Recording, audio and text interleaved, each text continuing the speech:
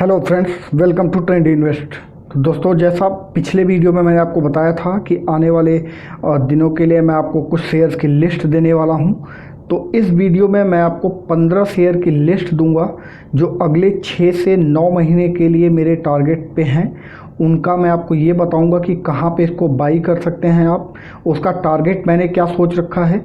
लेकिन इन सारे शेयरों की मैं डिटेल्ड एनालिसिस कंपनी की नहीं दूंगा, क्योंकि उससे वीडियो बहुत लंबी हो जाएगी और उसका कोई ख़ास मतलब भी निकलेगा नहीं, क्योंकि ये कोई इंडिविजुअल शेयर है नहीं कि जिसको मैं डिटेल में आपको बताऊं। तो यहाँ पे बस आपको लेबल्स बता दूंगा, टारगेट्स बता दूंगा, ताकि आप उसको अपना एक सही डिसीजन ले पाएँ। तो इन सारे शेयरों को ध्यान से देखिए, उसके अलावा कैसे बाई करना है इसको वो मैं लास्ट में बताऊंगा आपको। तो देखिए, पहला जो शेयर है वो इंडिया बुल हाउसिंग है। तो इंडिया बुल हाउसिंग जो है, अभी मुझे ऐसा लगता है कि आने वाले नेक्स्ट 1 ईयर के अंदर हाउसिंग सेक्टर्स में बहुत ही बूम आने वाला है, खास करके फाइनेंसिंग फील्ड में। तो जो इंडिया बुल हाउसिंग फाइनेंस है वो बहुत प्रॉमिसिंग लग रहा है मुझको। तो इस शेयर को आप 270 एंड 280 के बीच में बाई करिए। इस पे जो मेरा टारगेट है वो 500 का है, ठीक है। तो इंडिया बुल हाउसिंग फाइनेंस 270 280 पे बाई, टारगेट 500। नेक्स्ट जो शेयर है वो है टाटा स्टील। तो स्टील सेक्टर जो है नेक्स्ट 8-9 महीने अभी मुझे और प्रॉमिसिंग लग रहा है, और ऐसा लग रहा है कि इस सेक्टर्स में काफ़ी बूम आने वाला है।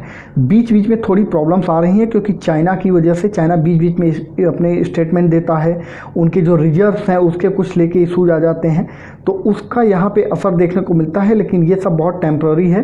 तो जो भी फॉल मिल रहा है वो आपके लिए एक अपॉर्चुनिटी है बाई करने के लिए। तो नेक्स्ट कुछ शेयर्स ऐसे हैं जो इसी मेटल सेक्टर के ही हैं। तो उन सब के पीछे जो लॉजिक है वो यही है कि मेटल सेक्टर में तेज़ी जो अभी चालू हुई है, ये तो अभी शुरुआत है। आने वाले दिनों में मेटल सेक्टर में और ज़्यादा बूम देखने को मिलेगा।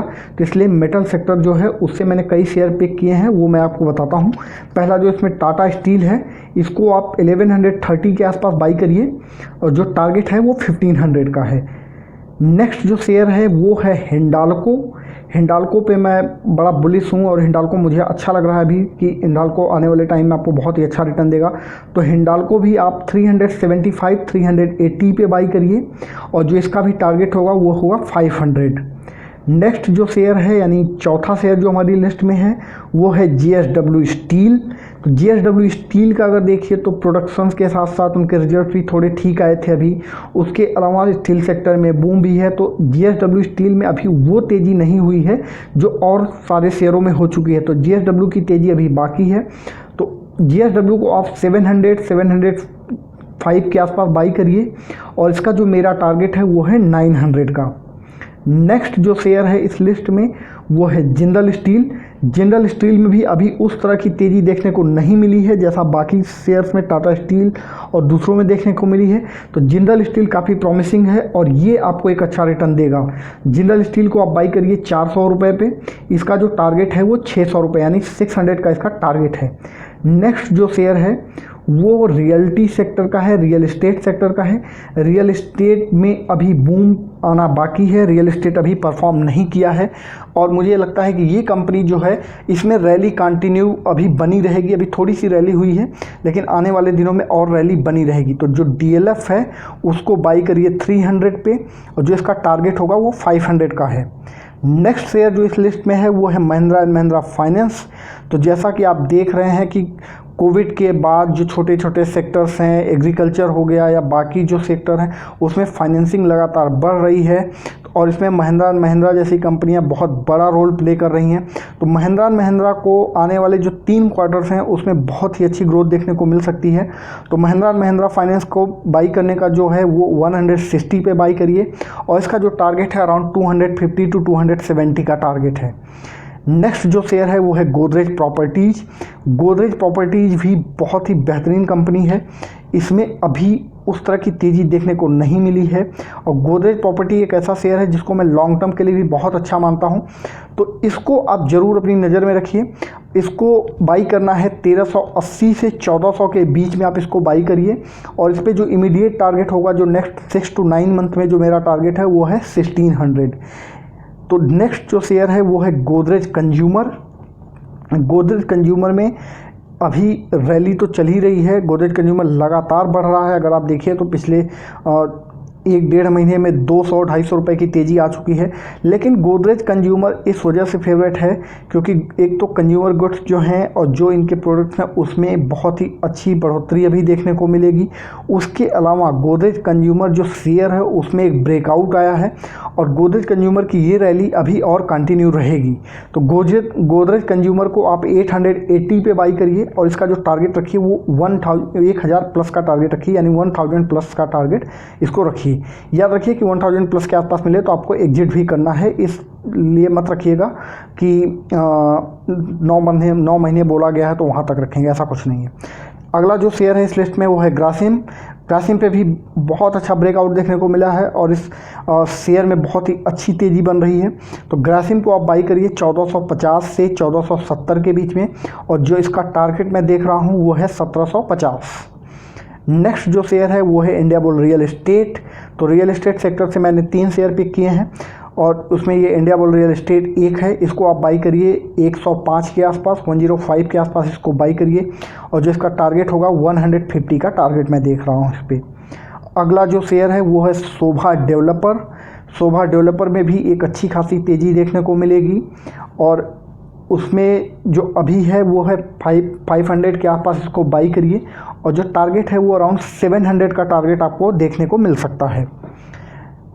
नेक्स्ट शेयर जो है वो है सिप्ला फार्मा में वैसे भी तेज़ी बनी हुई है, फार्मा के शेयर्स चल रहे हैं। सिप्ला में भी ग्रोथ दिखी बट उतनी सिग्निफिकेंट ग्रोथ नहीं दिखी है। सिप्ला के कुछ ऐसी प्रोडक्ट्स हैं, कुछ ऐसे ड्रग्स हैं जो कोविड के लिए और बाकी उसके लिए अभी इन द लाइन है, वो आने वाले दिनों में परफॉर्म करेंगे तो सिप्ला को उसका डायरेक्ट बेनिफिट मिलेगा। तो जो सिप्ला आपको बाई करना है वो 930 टू 940 के आसपास बाई करना है और जो इसका टारगेट होगा वो 1100 का टारगेट होगा आने वाले दिनों में। नेक्स्ट जो शेयर मैंने रिकमेंड किया है, ये एक पर्टिकुलर शेयर आप लॉन्ग टर्म के लिए भी सोच सकते हैं, लॉन्ग टर्म की होल्डिंग भी इसको रख सकते हैं, जो है वो है NBCC। NBCC परफॉर्म करेगा, बहुत ही अच्छी बुलिश रेंज इसमें बन रही है और एक सॉलिड ब्रेकआउट देखने को मिल रहा है और आने वाले दिनों में इस सेक्टर में चूँकि तेज़ी आनी है इसलिए NBCC में भी तेज़ी आएगी। तो NBCC आप अराउंड 50 टू 53 के आसपास इसको बाई करिए और जो नेक्स्ट 9 मंथ के आसपास का जो टारगेट है वो अराउंड 85 टू 90 का टारगेट आपको देखने को मिल जाएगा। इस लिस्ट में जो नेक्स्ट शेयर है वो है अंबुजा सीमेंट। तो अंबुजा सीमेंट, जैसे कि मैंने पहले बोला कि रियल्टी सेक्टर में मुझे ग्रोथ दिख रही है, जितना भी हाउसिंग सेक्टर है इसमें ग्रोथ आने के चांसेज हैं, तो सीमेंट सेक्टर में भी उससे ग्रोथ बनी रहेगी और उसके डिमांड बढ़ेगी। तो इसलिए अंबुजा सीमेंट मैं पिक कर रहा हूँ और इसको आप बाई करिए 330 से 335 पर और जो इसका टारगेट रखिए वो 450 के अराउंड इसका टारगेट होगा। तो ये है 15 शेयर की लिस्ट जो अभी आपको फोकस करना है और इसमें आपको पोर्टफोलियो बनाने हैं। अब एक चीज़ ध्यान रखिए कि इन शेयर्स में जो पोर्टफोलियो बनाना है वो बनाना कैसे है।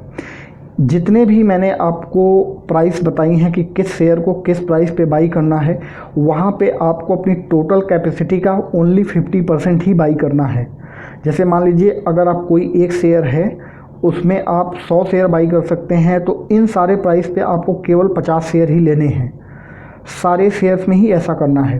उसके अलावा आपको इन्वेस्ट कैसे करना है, आप अपना एक फ़ंड डिसाइड कर लीजिए कि आपको मान लीजिए लाख रुपए इन्वेस्ट करने हैं, तो उन लाख रुपए में आप इन सारे शेयर्स का बकेट बनाइए और 50% अभी इन्वेस्ट कर लीजिए और उसके बाद के 50% मैं क्यों कह रहा हूँ उसका एक रीज़न है, क्योंकि जून के यही 24 जून के बाद और जुलाई तक मुझे लगता है मिड जुलाई के आसपास तक मार्केट में थोड़ी एक गिरावट देखने को मिल सकती है, ऐसा मुझे लगता है, क्योंकि बहुत सारे सिनारियो तैयार हो रहे हैं, बहुत सारे फैक्टर्स तैयार हो रहे हैं।